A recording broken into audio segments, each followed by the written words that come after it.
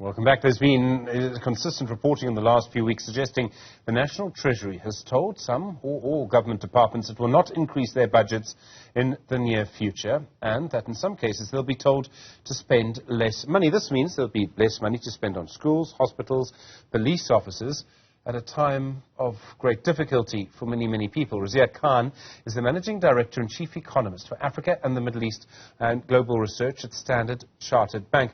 Razia, good afternoon to you. Yesterday we were told that our economy grew by 0.6% in the second quarter of the year.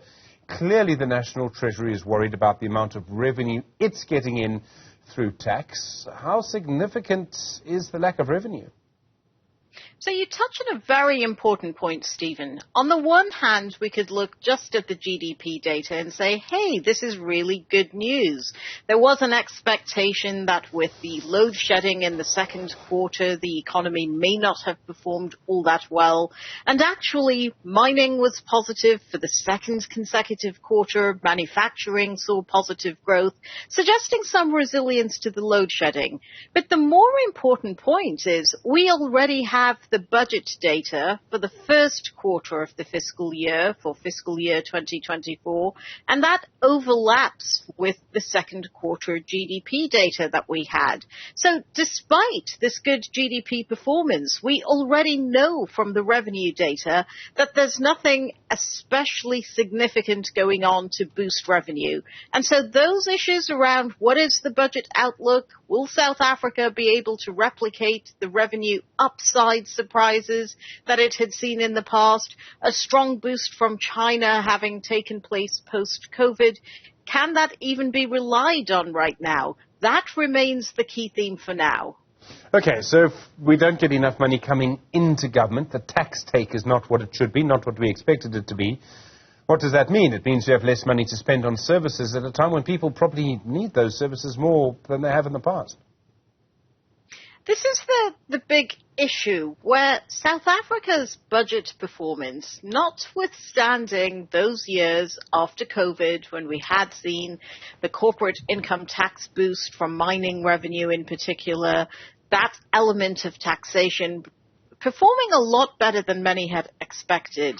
But the big picture was South Africa remains an economy with significant challenges. That even in those years that were more the exception than the rule, where revenue was outperforming expectations, we all know that the bigger picture was one of still an economy with generally weak growth, with high debt levels.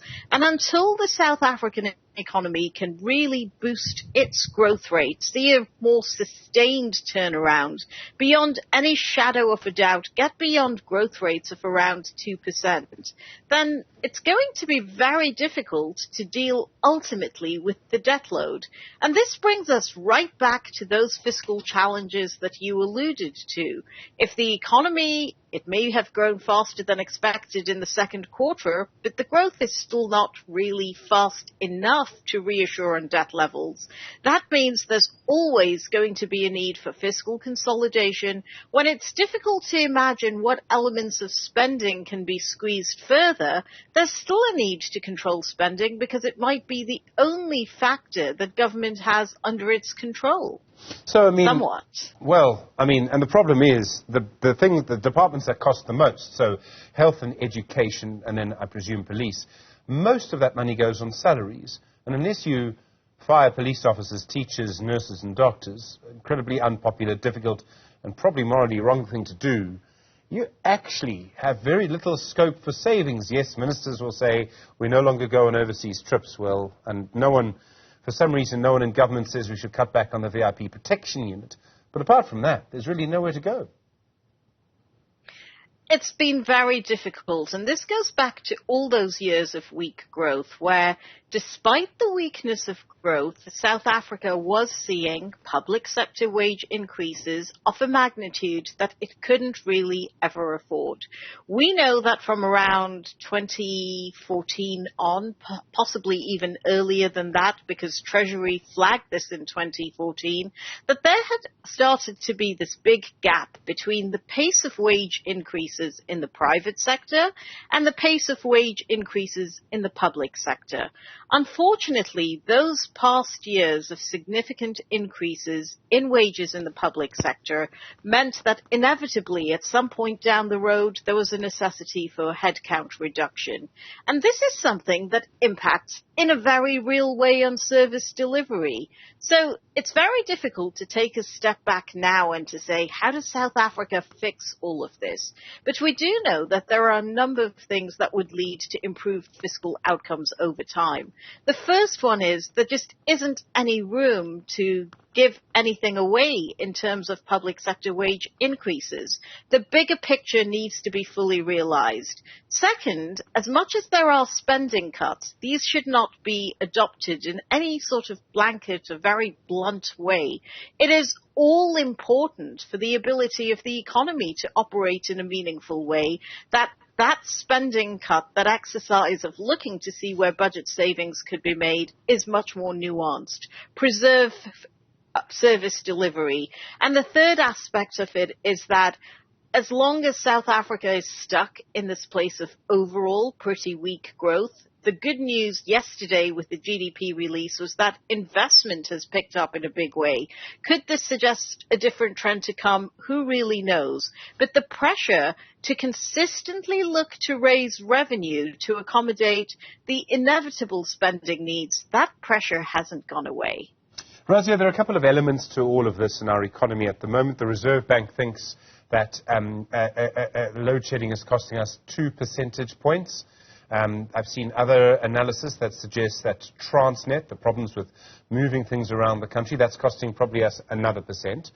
Would you go with those figures? In other words, if it wasn't for load shedding and the problems with Transnet, both of them have plans, we've heard of plans before, that if those were solved in, say, a year's time, our growth rate would be 3.6%? If anything, there's a multiplier effect to this. As an economist, it's always hugely difficult to establish what we call the counterfactual. That is to say, well, if it hadn't been for load shedding, maybe this is how much the South African economy will have grown. If it hadn't been for load shedding, maybe we would be looking at significantly different attitudes to the South African economy. And who's to say that investment couldn't have been stronger all along? But the good news, to the extent that there is some good news now, is that this shift to renewables, the embrace of a more sustainable way of doing things, is reviving investment. There is every likelihood that this continues to be the direction that South Africa takes in the future. And in the process of doing that, we are seeing a lessening of risks. So I think we all know that growth in recent years has been disappointing. But the question that should be asked now is, what can be done to boost future growth? Creating resilience in the economy, creating conditions where load shedding isn't going to be that much of a problem in the future, but also underscoring all of that, creating the room for greater investment in the economy. There is no point in saying we've fixed some of the problem when South Africa isn't able to export its way to prosperity. There does have to be a good hard look at the quality of spending that takes place. And this is a problem that isn't new to South Africa. For many, many years, when spending did increase, it was on consumption-related activities. So something like paying public sector workers higher wages, that really doesn't do enough to create the room for investment. And this theme that Treasury has been trying to grapple with for a long time, create more room for investment spending, is ultimately what is needed to drive faster growth in the future. Razia, my entire journalistic career I've been told by the government that there will be structural reform in the economy. There are some indications, some people suggest that it is happening, that there are signs of it. Do you see signs of it? Well, South Africa's got a long way to go yet. We can look at some things that offer a glimmer of hope. So the fact that the economy had the significant challenge of a large state-owned enterprise that was underperforming, a utility that was not able to deliver in any sustainable way what it was supposed to have been delivering. The good news is that we have seen reforms that erode the monopoly position of that utility and create more resilience to the growth story overall. The room has been cleared, if you like, for more private sector input. It's happened out of necessity. It's not happened because it was a nice to have, but that is an example of a potential growth path going forward. The next step is not to take anything for granted, not to say, well, okay, the worst of the load shedding is over. Does South Africa content itself with having growth move from around 1% levels to maybe 2% levels? Or does it aim for something more? We know that with every economy in history that has been able to grow at a much faster pace, it has taken greater investment. This will be a combination of public investment, if the fiscal space is found to afford that investment, as well as private investment. There is no expectation that South Africa can go it entirely on its own. And to the extent that there is structural reform, what the economy has needed for a long time is a better balance between current consumption and longer-term investment. Create the conditions for growth, but also create the confidence that that growth is going to be possible. Razia Khan, thank you. Really appreciate the time. Managing Director, Chief Economist at the Africa and Middle East Global Research at Standard Chartered Bank. It's our economy. So much more to talk about. Kolani will continue that conversation in your business updates.